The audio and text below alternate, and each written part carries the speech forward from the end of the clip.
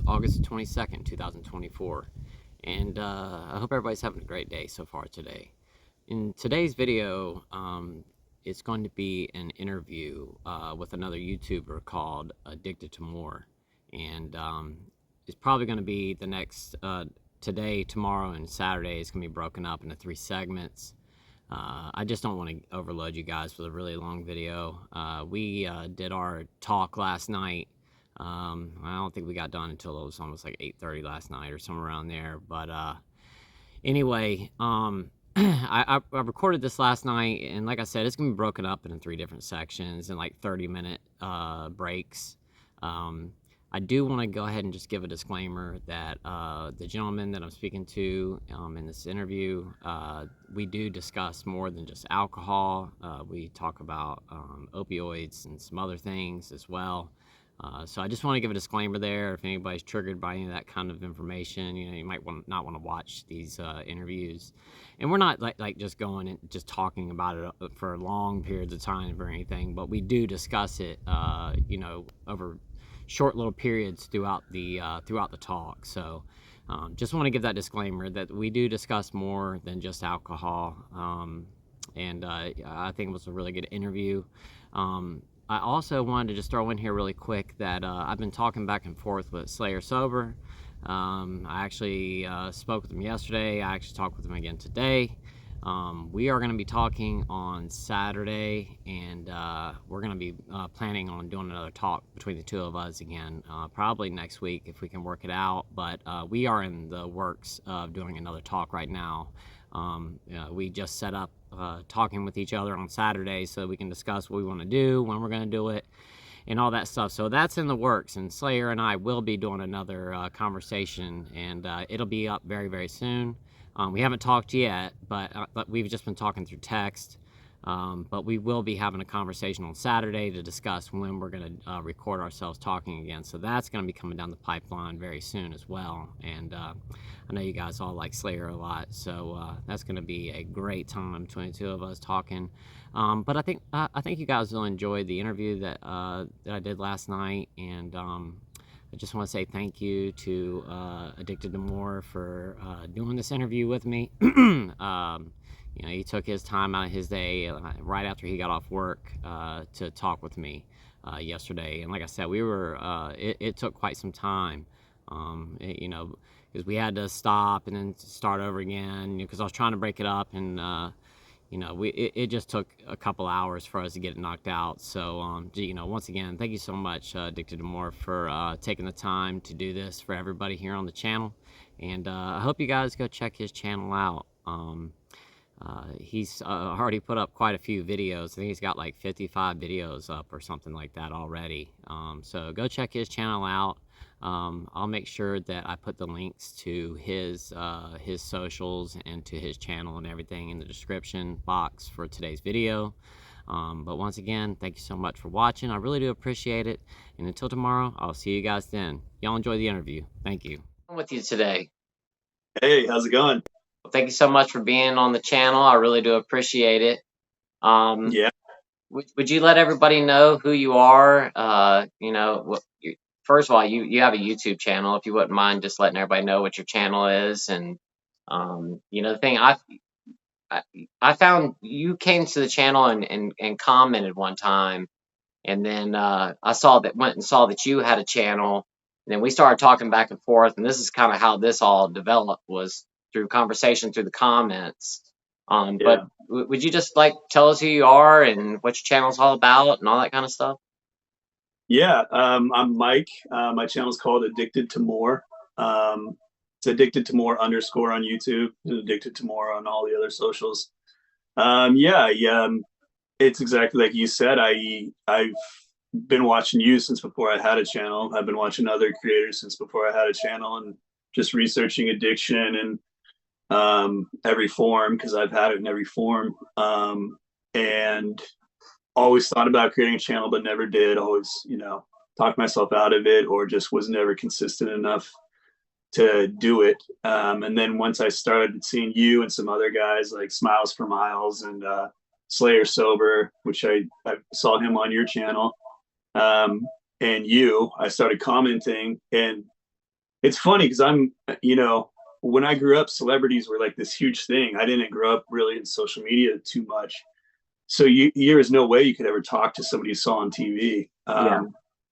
With YouTube and modern social media, especially creators that aren't like super, super famous, people will answer you, you know? And that's what happened. I was like, hey, this is my story. And, you know, I'm starting my channel. I'd love to do more. And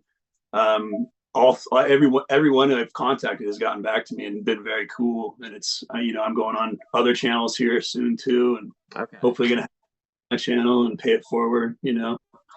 Uh, so yeah, that's kind of where what got me on YouTube and what got me here today.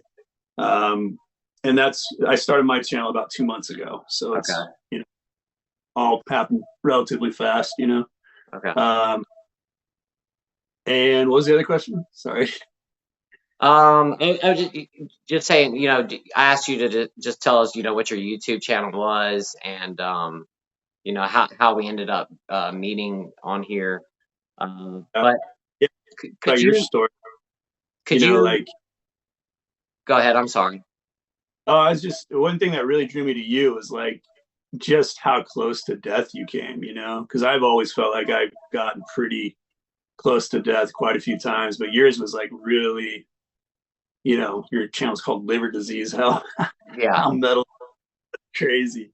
Um, so to like, you know, be on the brink like you were, and I don't know, that's you know, doesn't get any more street cred than that as far as like going Well, I down that. mean, it's definitely not something that I wanted to, end up with. But the thing is that I did, and I was just talking about this in today's video that I did.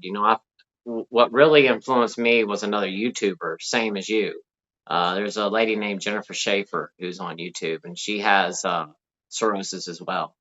And Oh I was in the bed. I was bedridden for like 3 months with ascites. I was very ill, and I was just yeah, watching YouTube one day, and I don't remember how I came across her video, but she was talking about how she had cirrhosis and was placed on hospice, and she was at a park in Greenville, South Carolina, or Spartanburg, South Carolina. She was walking around with her daughter, and she said, I was on hospice, and then one day I just decided to get off of it, and I don't know what it was, but something clicked in me that day.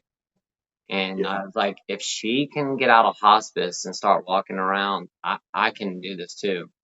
And yeah, from that day forward, I just started pushing because I was this close to giving up, man. I mean, I'm not I bet, kidding. I mean, I really yeah, was, I was so close. And yeah, she inspired me, and that inspired me to get up, start moving around. And then I wanted to pay it forward and try to help others like she helped me. I mean, yeah. she really inspired me, man. Like, I can't, there's no way to explain it, but I mean, she really, really did. So that's why I'm here, is because of another YouTuber. Yeah, man. I mean, it's funny how this thing works is I've tried to get sober, you know, hundreds of times and had varying success and always came back. And I was in an AA meeting one time. They talked about Bill Wilson, the guy that started AA, and he was married and had a wife. And it was before AA, you know, and so he had this thing where he was going around and trying to get other drunks to be sober and stay sober, like he had been able to get. And he couldn't get anybody. Everybody kept failing, you know. And I think his wife was maybe named Martha. And he said, Martha, this isn't working. I can't get anybody else sober. Nobody's staying sober. And she said, well, one person's staying sober, you. And I think that really has something to do with this disease is when you're spreading the message, you know, you're spreading sobriety, it really does something different, which makes it easier to stay sober, you know, Yeah. and get this thing that we can't seem to get any other way. No, I think you're right. And I think there's this, I think some people, they get kind of annoyed that, because I'm the type of person that talks about this every single day, but I have to. Because if Yeah. I don't, if it's not something that I constantly think about, keep my guard up about, I know that if I don't have my shield up, something could happen. And Yeah. I mean, I have to stay on top of it. And you're right, helping other people. I don't know what it is about it, but uh, it really does help with the sobriety journey. Yeah, Um, yeah. If I'm not talking about it, I start isolating, going yeah, internal. yeah, That's when things bad. It's when I'm not isolating and I'm talking about it constantly that yeah, it grows legs. Um, 100%. Well, speaking about sobriety, could you kind of, just kind of lead us into, where you're from, where you grew up, what, like, what your first drink, your first drug, whatever it was, like, tell us your story, like, lead us in what happened with you. okay. The door's open for you, man. Yeah, I grew up in Northern California, in a small town outside of Redding, California. So if you know Redding, it's a fairly small town, but I grew up in a small town on the outskirts of that where there's no police station, there's no cops. Pretty small. Everybody knows everybody. Um, and you know, I very kind of isolated from everything. It's a very conservative small town, and I never really left very much. And that's kind of what shaped me.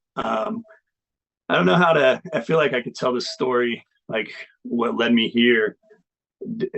Every day I could tell it a whole different way because there's been so many things and my perspective changes so much over the years, but yeah, I grew up with what I now know is a dad that had probably some form of alcoholism, but he didn't drink.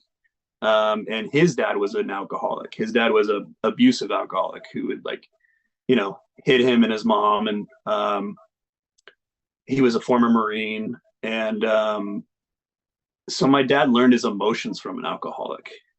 But he didn't drink. He drank when he was younger, but it scared him so much because he was becoming like his dad that he stopped. And that was before I was born. But I grew up with a dad that was very ragey, and very up and down emotionally. Like you didn't know if he was going to come home and be happy or if he's going to come home and slam the door as hard as he could and start screaming. And I think that probably is what they talk about when they say like it's a generational thing. It's a lot of it's learned behavior and those things that just cycle through and the reaction to those things that create it.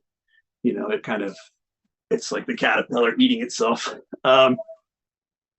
But I didn't know anything about alcoholism. I didn't know anything about drinking really or drugs. My parents didn't do anything, they just worked.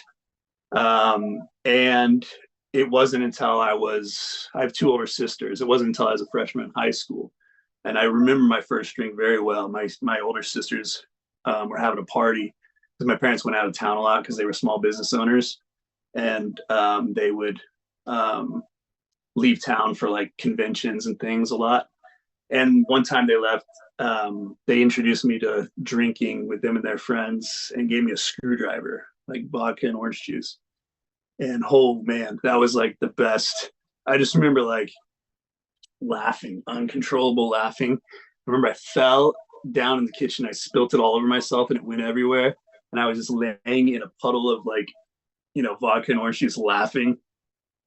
And I just felt amazing. I said that was the best feeling I ever had. And it got rid of all the anxiety and all the, things that, all the, yeah, all the negative feelings and gave me only positive feelings for the moment. And I couldn't wait to do it again. And I grew up playing sports. I grew up pretty obsessive. I wanted to be a professional something, I didn't care. And that was kind of my escape, was like just practicing all day, every day, because I had to be in my house. Not that my house was that bad. It was when I was little, but my dad ended up getting a back surgery and like kind of like changing his personality quite a bit. He wasn't, there's a lot of damage from when we were kids, but then like as I got older, he wasn't nearly as like that at all. Um, and things were pretty good. I was a good student. I got good grades. I never got in trouble. I had two older sisters. I was the youngest. We're all 2 years apart. And good parents, good mom, good dad. Um, I didn't always see it that way, but now I see it that way, like it's easy to get stuck in resentment for things. Oh And yeah. then as you get older, you realize how impossible it is to have 3 kids, before the internet, before you knew how to do anything. Like if you didn't know it, you never learned it. There was Yeah. no easy things. Um, and so I've just become more forgiving and more like less entitled over the years of like, yeah, dude, I couldn't have done it, like the situations they were in plus their childhoods, you know what I mean? So it's Yeah. like theirs were probably way worse than mine, both of them. They had really rough childhoods. So over the years, I've changed my story, and it's become more of a wow. I actually had a great childhood. I didn't know that. I kind of knew that, but now I really see it. And yeah, so the drinking eventually. Well, my family didn't talk about a lot of stuff. Like there was no education about drinking or drugs or dating or sex or anything, gambling. It was just assumed that you could drink, but if you smoked weed, that was like unforgivable. But you could drink all you wanted. So a lot of that kind of like logic of like very conservative value system. Um, and let's see, I always felt like something was wrong, something was missing. I always kind of felt like other people got a rule book for life that I didn't get. That I was, I had friends. I was, fairly popular. I had parties. I got along with people, but I always felt on the inside something was just like I just had this crazy anxiety and fear that I wasn't prepared and I wasn't ready. I'd never felt ready. Um, and I had a really hard time with change. Like I hated change because I just wanted things to stay the same because that was what to expect. When things change, you go into high school, you go through puberty, you go through this, all your friends' personalities change, your personality, everything's changing. And I had a hard time adjusting to that. It always took me a while. Um, and I think that kind of made me, I don't know, it's hard to explain, but like resist kind of growing up a little bit, and putting all my eggs into like the basket of like trying to become like, it's hilarious to talk about now because I thought I was gonna be like a pro basketball player or like like I had no chance in the world or a pro soccer player. It's like, yeah, dude, you're good for your little town. Like you Yeah.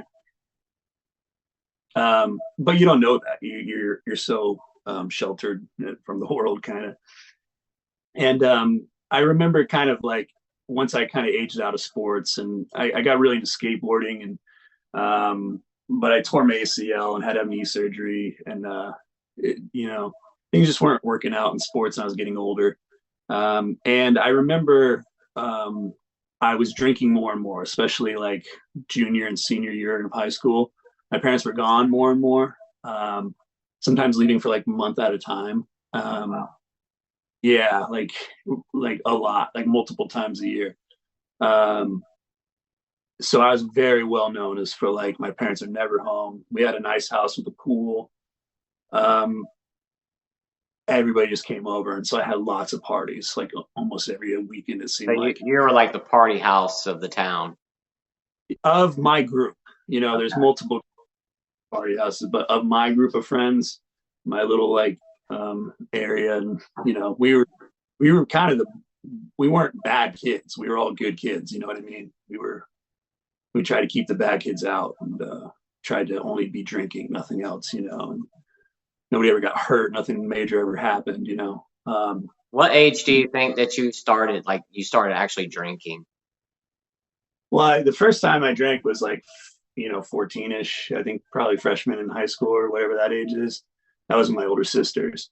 But when it really started getting, because I didn't drink beer. I hated beer. I didn't even think, I literally thought people were lying when they said they like beer. Like nobody likes beer, dude. That's disgusting. I like the feeling. I wanted to be drunk. I hated alcohol. So we drank vodka and we drank double shots of vodka. Like if you're taking a shot, it's all double shots. So you started We didn't even know. basically drinking liquor from That's teenage all I years. ever drank. Okay. Yeah, I never. Um, even down the road, I never got into beer. Vodka is my drink, man. Um, and I like drinking it out of the bottle or shooting it. Well, that makes two of us because that's what I drink too. So Yeah, yeah. So I was getting more and more anxiety throughout the week, and then I was binging pretty hard on the weekends. And we were drinking. It's funny because I just didn't. A lot of my friends were big guys. They were athletes and stuff. So we only drank double shots. I didn't realize that's two shots. Like I never really put that together. And so I knew I could have like 8 or 9 doubles and I had to be done. But that's like 16, 18 shots. That's a lot. as a teenager, Yeah. And, like, and sometimes, if my parents are gone, we're doing it Friday and Saturday night for sure with other people. And then plus my little close group might even start on like Thursday night, especially if we had a Friday off. So I didn't know anything about alcoholism or anything. And I was having more and more social anxiety and kind of secluding more and just like having more depression, especially throughout the week. And looking back, I realized, this is probably a withdrawal, man. Like I was probably like, yeah, you can't do that every weekend and not be depressed. It's a depressant. It's not just a CNS depressant. It's also causes depression because you have a rebound effect from releasing all that dopamine and serotonin. Your body has to rebuild that up. And yeah, so throughout the week, you're going to be depressed, you're going to want to isolate, and you're going to have a lot of anxiety. And so that just kind of continued. And I think I got less and less social, and I got more and more hanging out with people that probably weren't the best for me. They're the other people that like to drink really hard and maybe were nice guys, but like dropped out of school, and smoked a ton of weed. And, they were a lot of times worse than I was. And so I kept people around me, I think probably subconsciously, that were worse than me because it meant I wasn't so bad. yeah, And I think that became kind of a pattern. I kept lowering my standards. My standards kept getting lowered. So I'd find lower people. And then it didn't feel like I was such a piece of shit, And I hate saying that because I'm still friends with these guys, some of these guys today, and they're the nicest people, but a lot of addiction in our little group. And yeah, I went to college. I didn't really fit in. I realize now this is so crazy. I went to a college where they told me it was like the women out like there was way more women than men at this college, and I was like, whoa, that's crazy. And it was like 4 hours away, and I was wanting to get out of my town and kind of see the world. So I went there, and it turned out it was like known as being like a lesbian college, and that's why there was so many more women. And it was extremely liberal, and I was from a conservative town, so I just had no idea like what that was going to be like, and it was really hard for me to fit in. And I had very like just probably narrow mindset at the time, like I live in the Bay Area now, and I have for a long time. So like the way I think now is completely different than how I thought at the time. And I had a really hard time, and I didn't really make friends. And I remember my roommates that I moved in with were just random people, and none of them drank. And I was like, this is crazy, man. You guys are in college, you don't drink. Like I snuck a bunch of alcohol in, and like, so I just had a hard time meeting friends, and ended up moving back home and went to community college, graduated community college, kind of didn't know what I was doing. And I can't remember, it's all a blur at this point, so many years ago. And like, I just had so much, stuff in my body since then. But I remember I somewhere along the line, I was depressed. And when you get depressed and you're not doing anything, and your body does weird stuff, it creates pain, I think. And I was having a lot of back pain, and I thought I did something to my back, and there was no major injury that caused it. And I realize now I was very depressed and anxious. I think it was my body's way of like, your mind is your body. Your brain is a physical thing. It is your body. They're not separate like people kind of talk about. yeah. So they're all, and your body will create pain syndromes if you're having mental pain. And I think that's probably what was happening. that combined with like I had really like tight, it's crazy. I had really tight calves and ankles, and I always thought I had back problems. But later, a decade later, I went to a doctor of ortho, orthopedic doctor, and he told me start stretching those, and that actually got rid of tons of my different pains and back pains and stomach pains, which is crazy. But at the time, I went to a doctor, and he didn't really see anything wrong. But this was before all the so much was known about pain pills. So they just gave me pain pills. They gave me oxys, and they gave me a lot of them. And he didn't really think anything of it, and had no problem refilling them.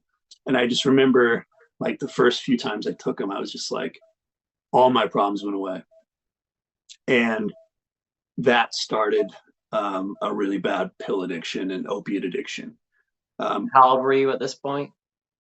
Probably, I was probably 20, would be my guess. The first,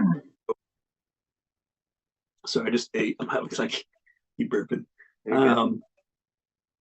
And it was all doctor prescribed, and my dad had a bunch of back surgeries, and I remember like being like, man, I don't want to run out of these. And I went in my parents' medicine cabinet, and I found like 6 full bottles of them because my dad never took them, and he had just had tons of painkillers. And so I just poured them all into a bag, and I had this bag of like 100 Norcos, and I just sat there and watched movies for days and days, and like TV, and just sat there and kind of wallowed in self-pity and took those and felt amazing.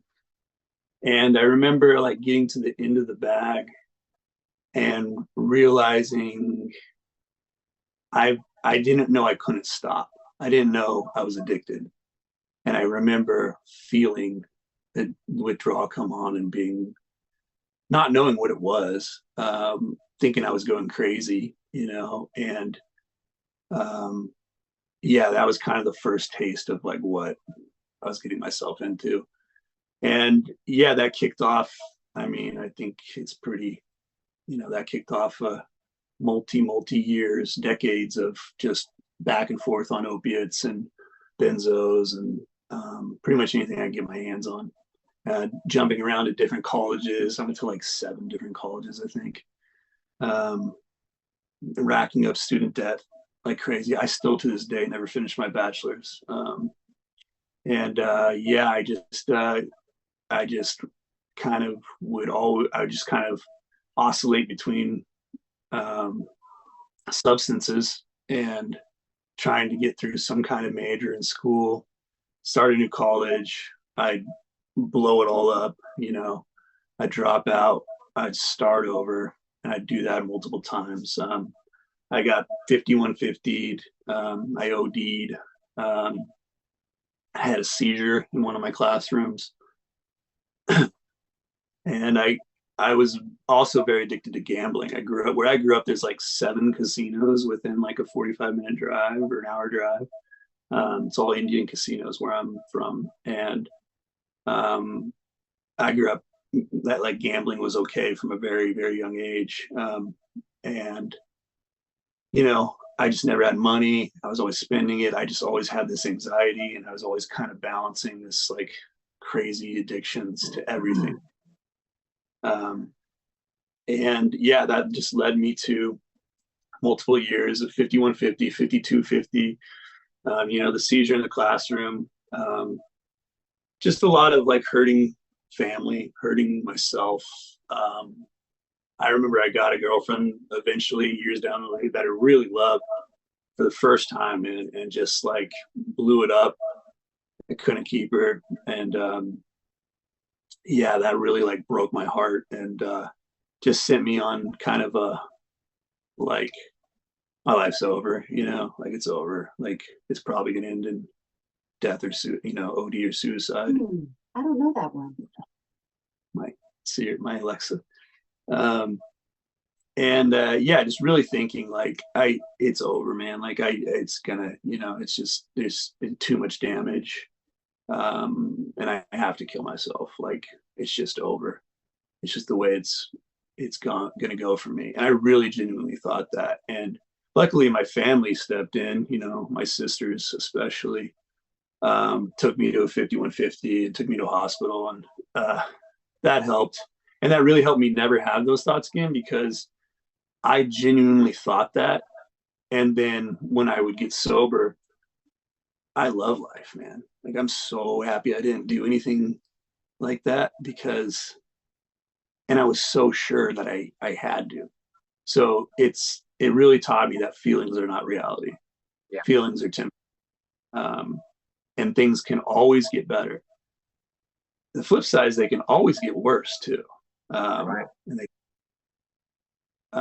but be grateful for what you have, because they can get worse. And I ended up moving to the Bay Area about 9 years ago. I moved into my car, and I stayed there for 3.5 years. I lived out of my car, for my SUV, for 3.5 years in different parking lots, 24-hour fitness, different neighborhoods, different parks, and just I was addicted to kratom, and still addicted to opiates and drinking. Whenever